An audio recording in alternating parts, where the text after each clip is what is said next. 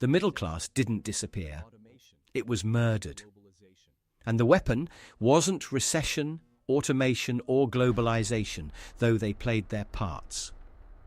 The real killer was always something more subtle, more deliberate and more invisible than any of those. It was the systematic transfer of wealth from those who earned it to those who already had it. For decades, we've told ourselves that wealth creation is a rising tide, that a growing economy lifts all boats. But that's not what the data shows. That's not what history shows. From the post-war boom to today, we've watched the architecture of middle-class prosperity quietly demolished, brick by brick, through mechanisms so elegant that most people never even saw them being built. The question isn't whether this happened. The question is how and why it's still happening, and what it means for the future of anyone who thought building a stable life was still possible. Let's start in a place that seems far away, but is actually a mirror of where we are now. After World War II, the United States entered an economic miracle. Manufacturing boomed. Wages for factory workers doubled and tripled. A man with a high school diploma could buy a house, raise a family, send kids to college, and retire with dignity. This wasn't luck. This was policy. Union membership peaked. Tax rates on the wealthy reached 90% in some brackets. Capital gains were taxed like ordinary income. Corporations reinvested profits instead of extracting them. Wages and productivity rose together, locked in a kind of economic partnership. The middle class didn't just exist. It was the norm. But here's what happened next, and this is where the transfer begins. Starting in the 1970s, that partnership broke. First came the shift in corporate philosophy. Management stopped seeing workers as partners in production. They started seeing them as costs to be minimized. The first sign was outsourcing. Why pay an American worker $15 an hour when you could pay a worker in Mexico or China $2? At first, it was manufacturing jobs that fled. Steel mills closed, textile factories shuttered, auto plants moved overseas. A generation of workers who expected to work at the same company for 40 years suddenly found their careers ended at 45. But the real genius of the wealth transfer was this. The corporations that moved production didn't disappear. They got richer. Their stock prices soared. Their executives earned bonuses. The wealth didn't vanish, it just moved. It moved from the paychecks of workers to the portfolios of shareholders. And most of those shareholders weren't the workers themselves. They were the wealthy, the institutions, the hedge funds that had already accumulated capital. So you had this strange inversion.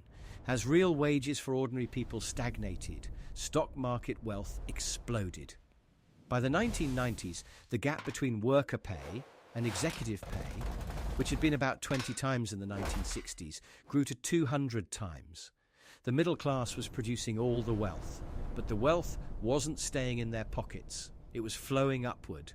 Then came the financialization of everything. Starting in the 1980s, the game changed again. It wasn't enough to make products anymore. The real money was in moving money.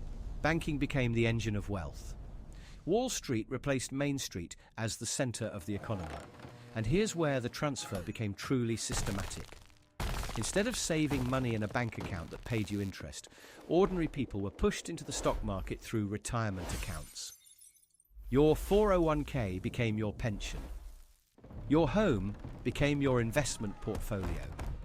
Your ability to retire became dependent on asset price inflation, not savings. This sounds good until the crash comes, and it always does. Then you discovered that when you're in the game, you lose. When you're out of the game doesn't touch you. In 2008, people who had dutifully saved in their 401ks watched those accounts lose 40, 50, sometimes 60% of their value. Meanwhile, the banks that had destroyed the financial system were bailed out by the government. The very people who caused the crisis walked away with bonuses. The ordinary person who lost their retirement, they got a bill. This was the transfer on display. Worker wealth destroyed, wealthy wealth protected. And the mechanism was brilliant. It wasn't theft, it was legal. It was policy. The government didn't need to steal retirement savings. They just needed to let the financial system implode, then rescue the system while letting individuals fend for themselves. Consider what happened with housing. After the war, home ownership became the centerpiece of middle-class wealth building. A house wasn't just shelter. It was an investment, a retirement plan, a way to build equity over time. By the 1980s and 1990s, this became weaponized. Banks discovered that they could package mortgages into securities, sell them to investors, and walk away from the risk. So, lending standards collapsed. People who couldn't afford houses got mortgages anyway. The banks didn't care because they weren't holding the debt anymore. They were getting fees up front. By 2006, a family making $40,000 a year could get a mortgage for a $500,000 house. It was insane, but for a few years, it looked like everyone was getting rich. House prices soared. People felt wealthy because the number on their property assessments kept rising. Except it was all fake wealth. It was paper, based on the impossible assumption that housing prices could rise forever and people could refinance forever. Then, 2008 came.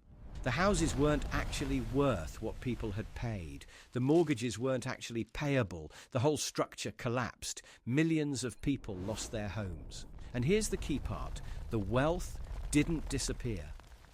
The banks that owned the mortgages, the investors who had bought the securities, they took losses, but they survived. They got bailed out. The homeowners lost everything. So again, wealth flowed upward, from those building lives to those building portfolios. Healthcare became another transfer mechanism.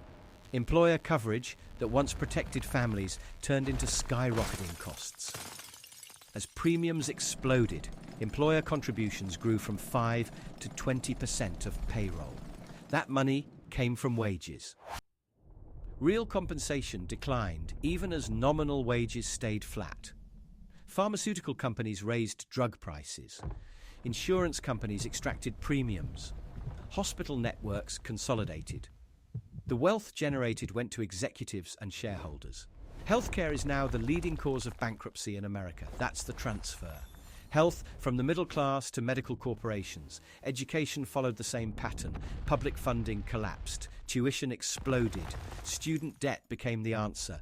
Now graduates owe $30,000 to $60,000 or more. This debt pushes back the timeline of wealth building. House purchases delayed. Business starts delayed. $14 trillion in student debt exists in the United States.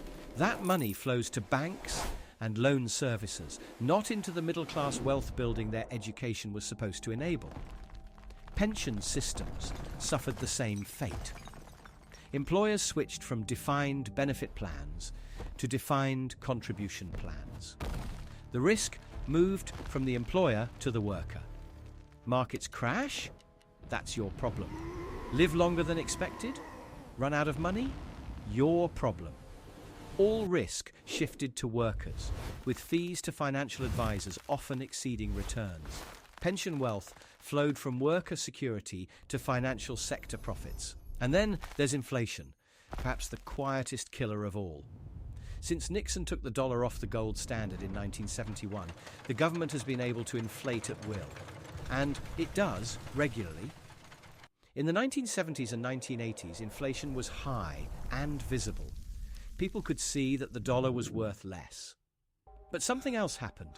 Wages for ordinary people didn't keep pace with inflation.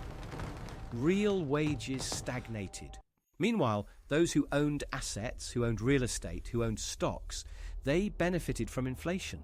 The prices of their holdings went up. Asset owners got wealthier just by holding what they already owned. Non-asset holders got poorer because their wages bought less and less. The middle class, by definition the people who earned income rather than owned capital, got crushed. Wealth transferred from workers to asset owners silently through the hidden tax of inflation. Look at the numbers. In 1970, the top 1% owned about 9% of wealth. Today, they own over 30%. The middle 40% of Americans, those actually doing the work, have seen their share of wealth decline from around 50% in 1989 to around 35% today. And it keeps declining. That's not an accident. That's not the result of meritocracy or innovation. That's the result of systematic policy choices designed to transfer wealth upward.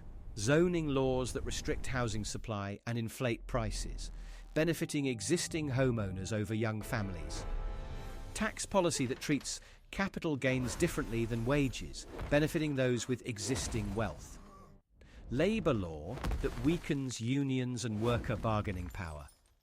Monetary policy that inflates asset prices while suppressing wage growth. Trade policy that moves production offshore. Healthcare policy that enrich corporations instead of protecting patients. Education policy that replaces public investment with private debt. Pension policy that shifts risk to workers. It's not a conspiracy. It's policy. It's deliberate. And it works. The transfer is so elegant that most people don't even see it happen. When someone loses their job because their company moved production overseas, they blame themselves. When someone can't afford a house because prices have been driven up by investor purchases, they blame their own earning power. When someone's retirement account crashes in a financial crisis, they blame the market.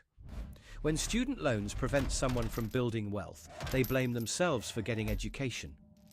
The system is designed so that the transfer appears invisible, appears like individual failure rather than systematic extraction.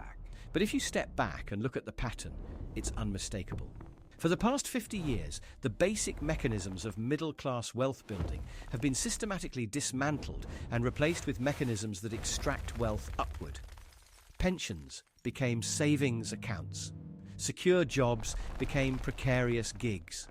Wage growth became stagnation. Home equity became a lottery ticket. Education became debt.